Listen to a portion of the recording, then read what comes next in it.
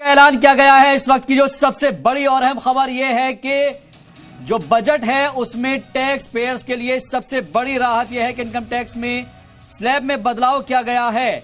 और सबसे अहम बात यह है जिसका जिक्र किया जा रहा था कई सालों से, अब कम से कम वो एक राहत के तौर पर निकल कर आया है। नए टैक्स व्यवस्था का एक तरीके से ऐलान कर दिया गया है। 3 से 6 लाख कमाई पर 5% टैक्स और 6 से 9 लाख कमाई पर 10% टैक्स।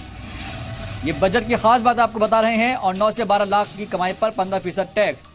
लेकिन इस बीच 12 से 15 लाख की कमाई पर 20% टैक्स।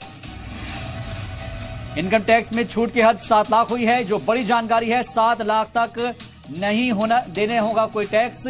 ये बहुत बड़ा एक तरीके से राहत कह सकते हैं। इनकम टैक्स स्लैब में जो बदलाव हुआ है एक बहुत बड़ी राहत कही जाएगी। इस वक्त की जो बड़ी खबर है, 7 लाख तक टैक्स में छूट दी गई है। 7 लाख तक कोई टैक्स नहीं देना होगा।